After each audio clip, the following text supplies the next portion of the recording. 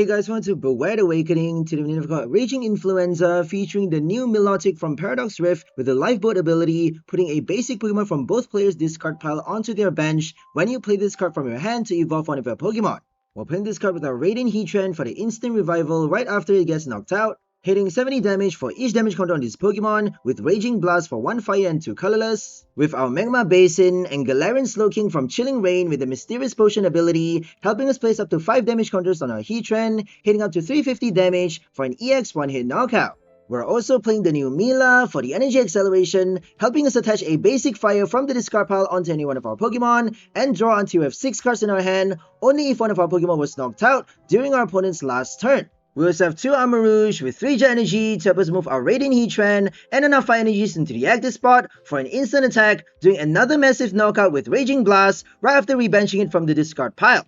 Finally, we've got 1 Entei V with 2 Trekking Shoes for the extra draw, 1 Experience Share to collect more energies, 1 Boss with sharp power play, 1 Energy Loto to dig for the Jet, and 2 Super Rods since we only are playing 1 copy of Milotic. So that's all for the deck list. Now let's go for some gameplay and see how well this deck works. Okay, let's go for our first game with Raging Influenza. Radiant Heatran on the go. We got Growlithe Coin. No Arcanine EX. We could actually throw in a couple EXs in this deck. But the only 2 prizer we are playing is Entei V.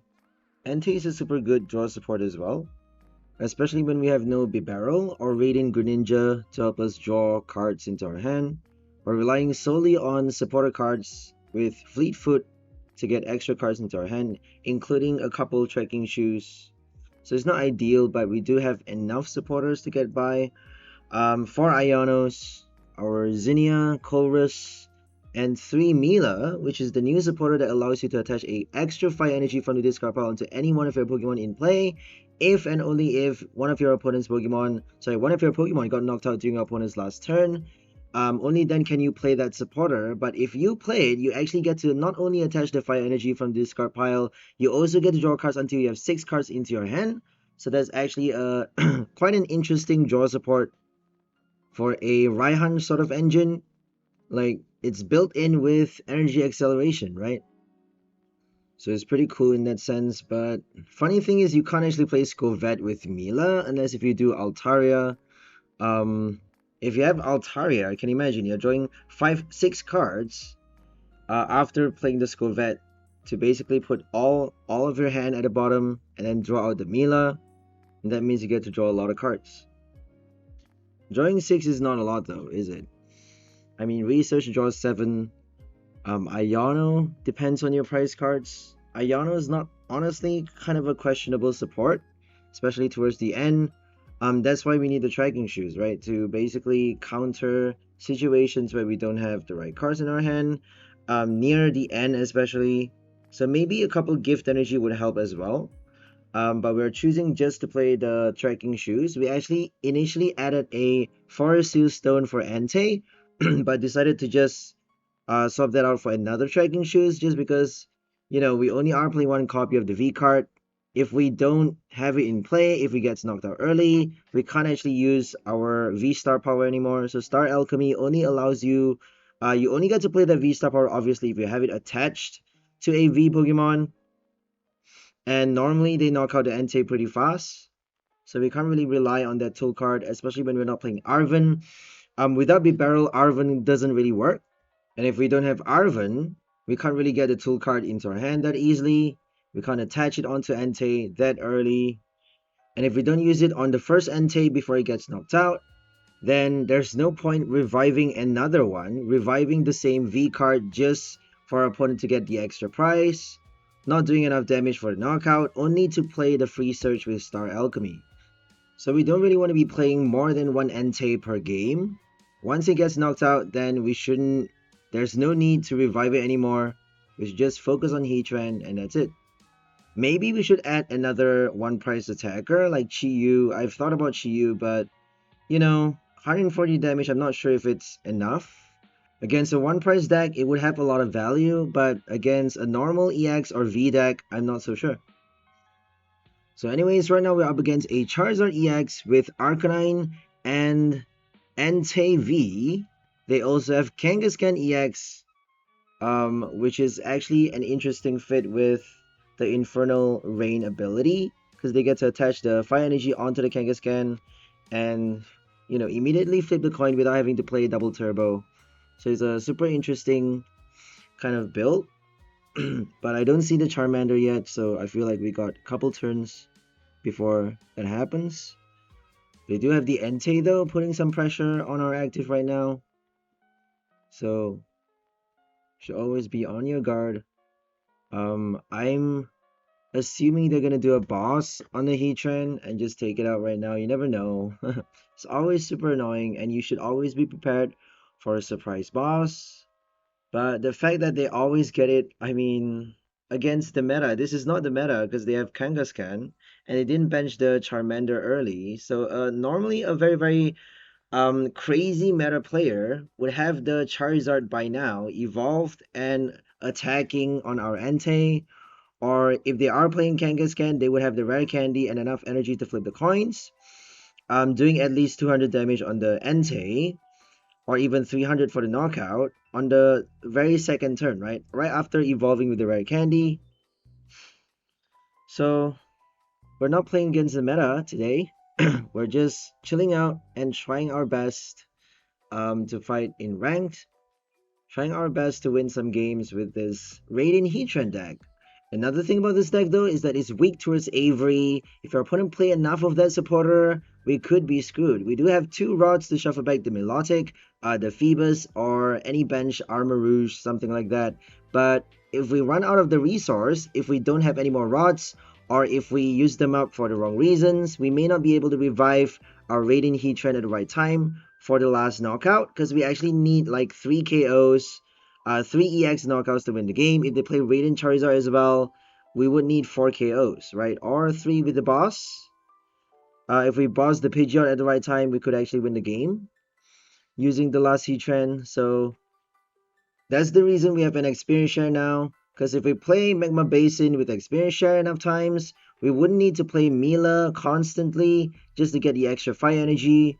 And we wouldn't need to jet sometimes. We can actually retreat with the Armarouge or retreat with the Feebas before actually, you know, if we evolve into Milotic for the summon to revive our Heatran, we would need 2 energy for the retreat cost for Milotic to basically switch our Radiant Heatran into the active for the attack. If we play the jet though, if we run out of our jet energy, we would need to retreat, is what I'm trying to say. So sometimes you need the extra energy to help you retreat. You need the extra energy just in case you don't get to play Mela.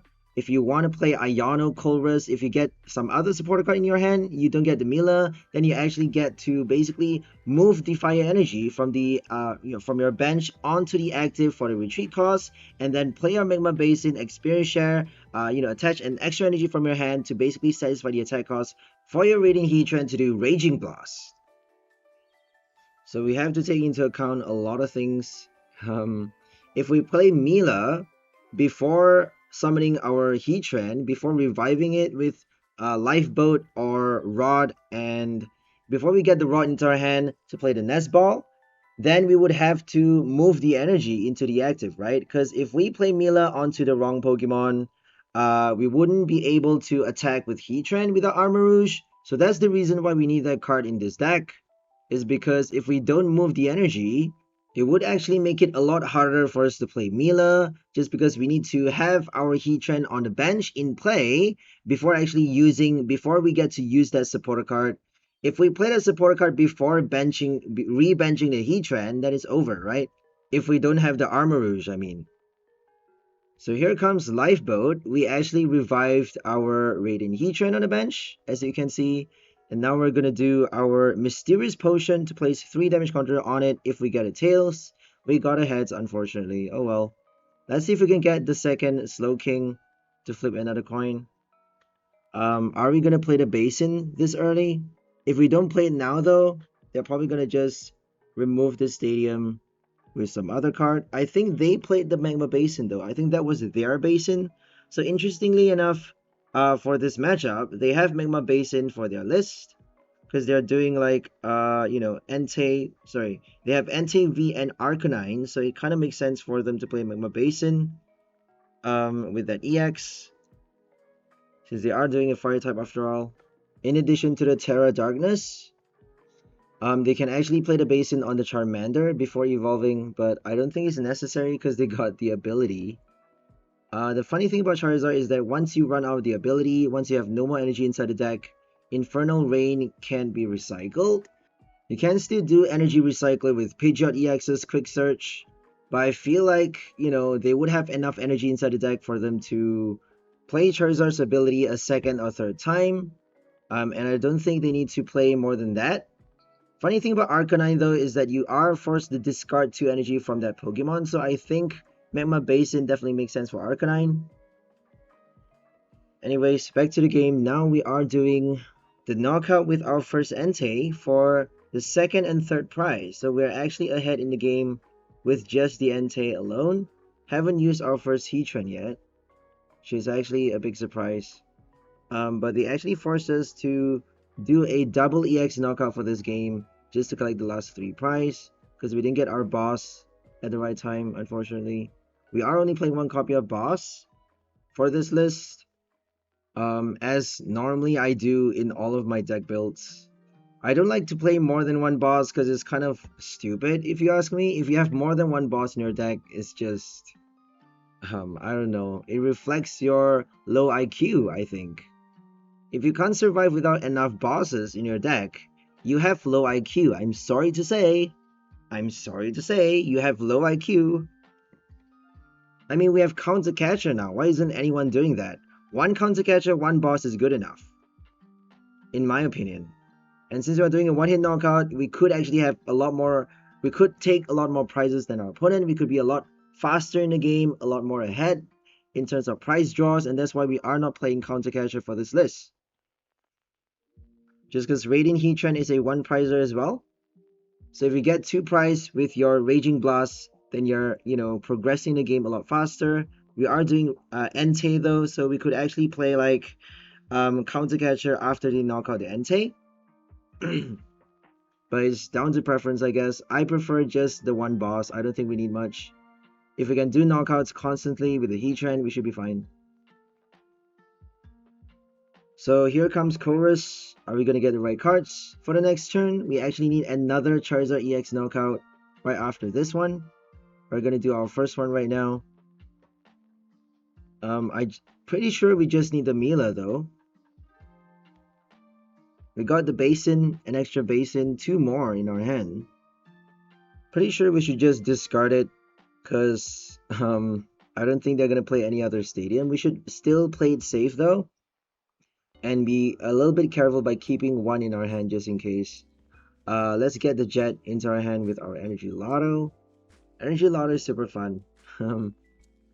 You normally get the Jet quite easily because we are playing 3 copies of that special energy, and since it's a Scarlet and Violet Poly Evolve card, it shows up pretty easily, right? At the top 7 cards of the deck, it shows up pretty easily. It's pretty recent, quite a new card still.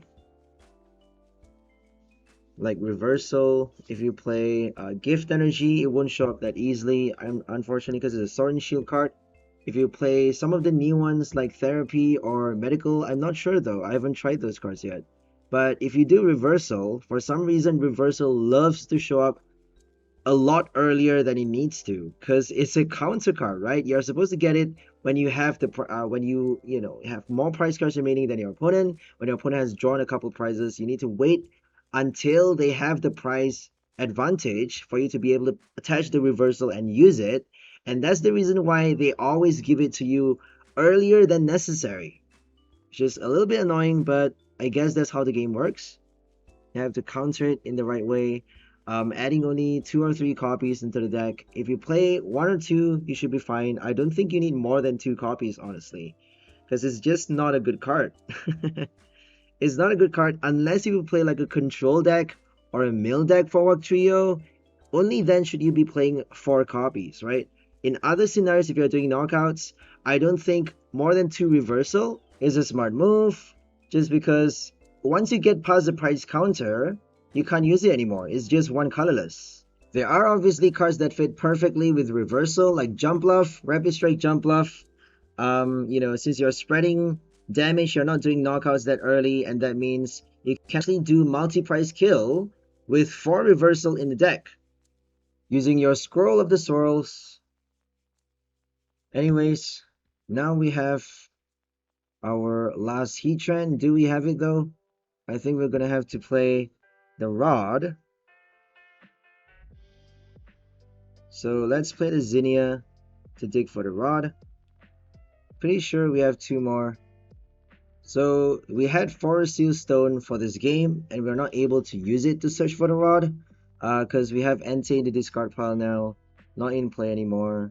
If we had the extra Trekking Shoes, we would have gotten the Rod a lot easier. So now we have 2 Trekking Shoes instead of the Forest Seal Stone. We're actually discarding the Basin.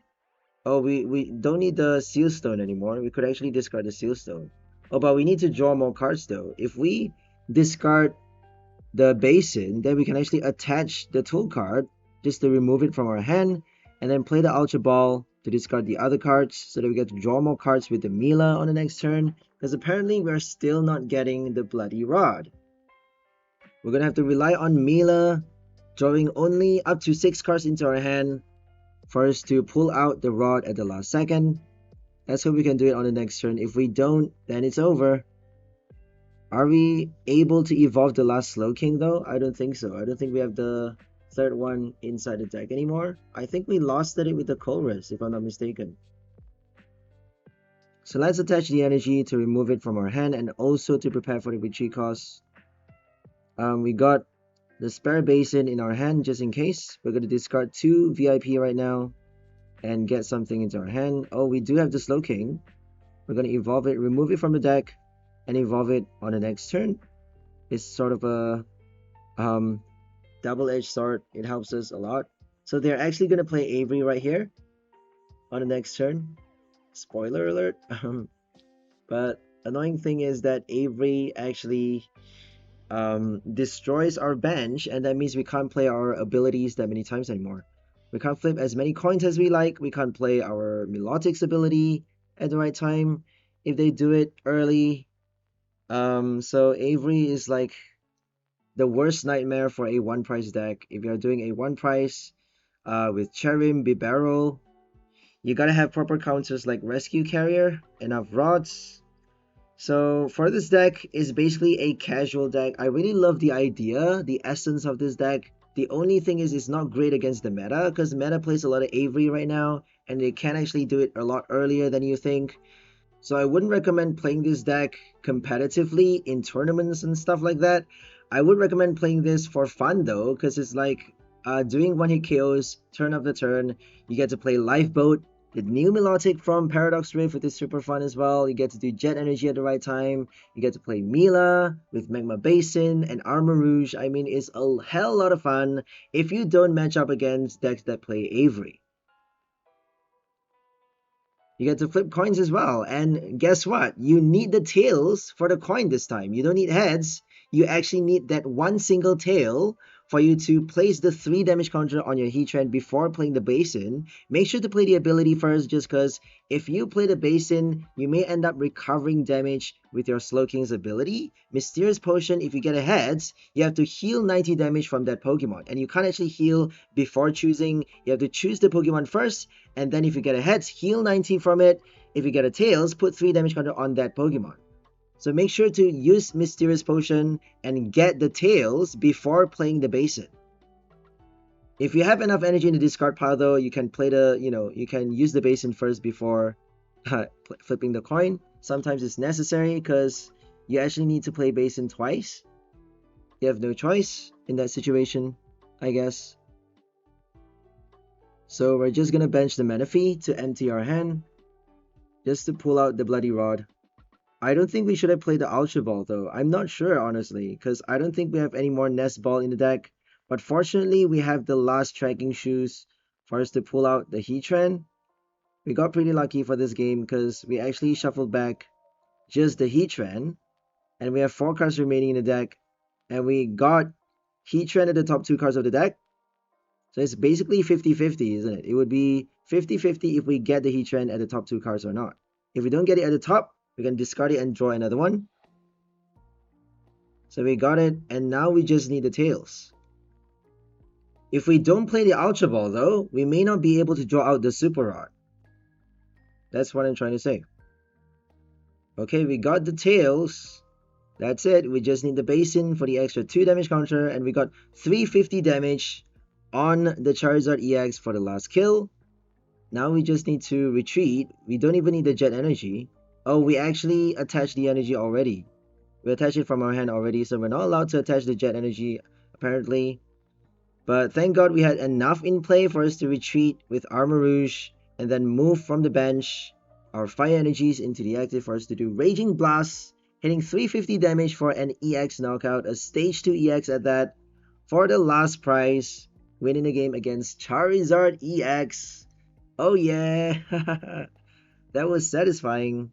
We actually played Raging Blast twice for this game, and we did Lifeboat once as well, which is super satisfying to say the least. So let's go for the next game with Raging Influenza. Coin flip. Are we going first or second? Okay. They actually chose to go second. Maybe they're doing a Lost Box or a Miraidon with the generator for Raikou. Who knows?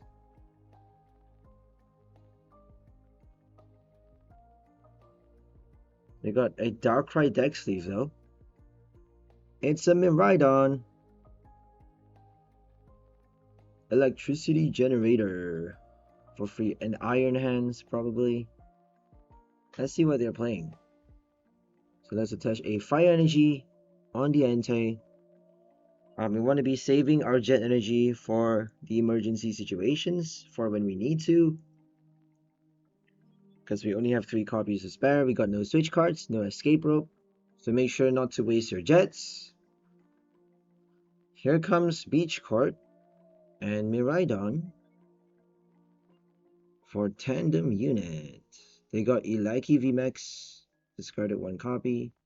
They got Zeraora against Mimikyu. Mew EX for the draw spot. Another Raikou. Fleetfoot is pretty interesting, eh? Drawing only 1 card, but you know, if you have another Raikou or Entei in play, you get to draw another one every single turn. But it only works in the active, obviously. So that should be the kind of ability that Iron Valiant has. Like, once their turn, if this Pokemon is in the active spot, that would make the Tachyon bits a lot more easier to play. Like, if you move this Pokemon into the active, it makes it a lot harder to play. Because that means if you don't play a switch card, if you don't retreat and switch every single turn, you can't use that ability at all. You have to switch at least 1 time, in addition to the retreat. Do you know how hard it is to play Iron Valiant? Unless if you attack with it, you're not going to be able to switch enough times to use his ability. So it's kind of a it's kind of a trap, really. It's almost like the Rapid Strike Urshifu. When they first started releasing it, it's not that good when it first got out, and then after a while when they came out with new cards, it slowly becomes more and more viable. Rapid Strike Urshifu. Kind of the same with Iron Valiant, I guess. It works really well with Medicham, I suppose, but still, we have Jirachi. But there are easy counters against their ability. You can quite easily do Toy Catcher after placing enough damage counters with your Tachyon bits to pull out the Manaphy into the active, and then you can play Yoga Loop on the active, just because Jirachi doesn't actually block damage counters done by your opponent's basic Pokemon on your active Pokemon. It only blocks damage counters on your bench. So if they play Sablai's Lost Mine, they can still place damage counters on your active. I just want to stress that so everyone knows the specifics about Jirachi. It's not perfect, obviously, because it's a basic ability.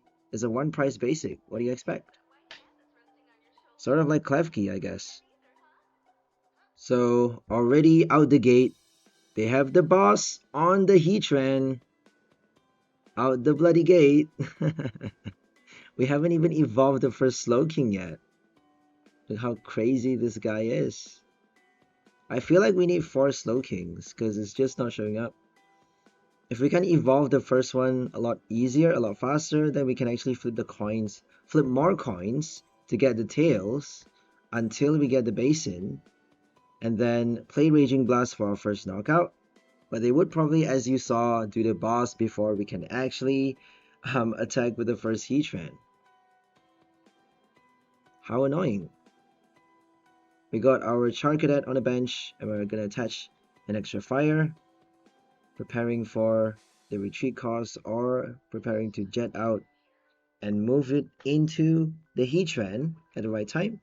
So we still need to play the basin, obviously, not just for the attack cost, but also to place the additional 2 damage counters for us to hit 350 damage with our Raging Blast, killing any Pokemon in format, right? Any Pokemon basically, unless if they have like tanks and tool cards. You know, they could play like a stage 2 EX with a Rock Chest Plate, or a Wigglytuff with Rigid Band and a special energy. Then we can do the knockout. It would need a lot more damage counters on the Heatran, right?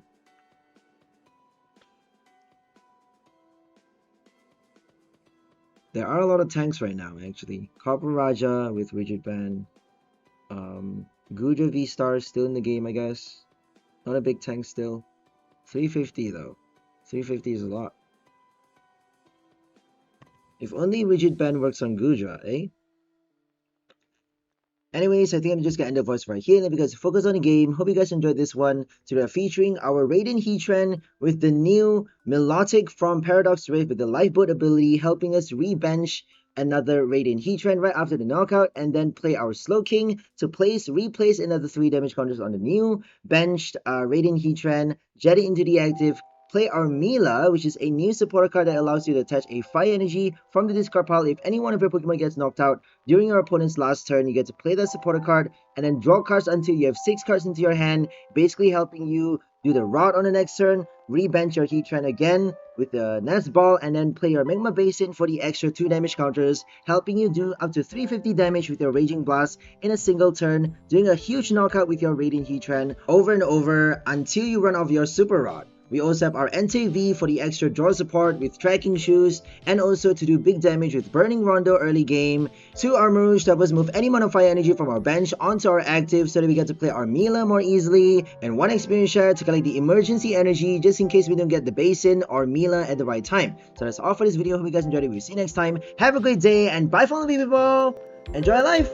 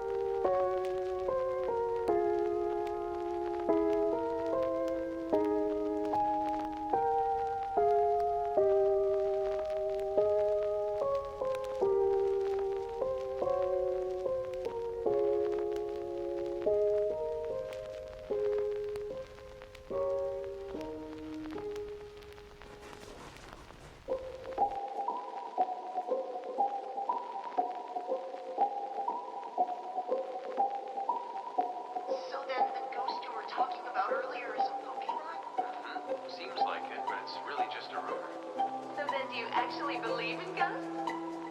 No, I don't think they exist. Maybe not.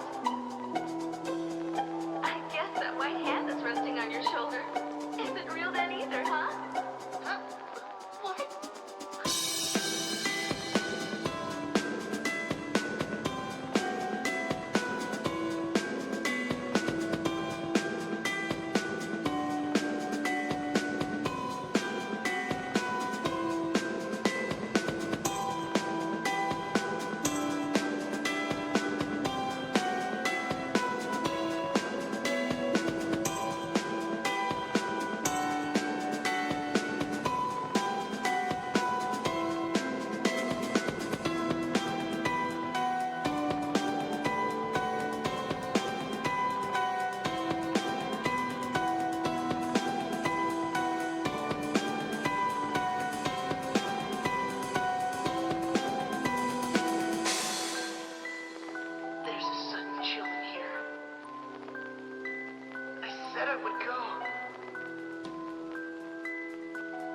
That I'm here.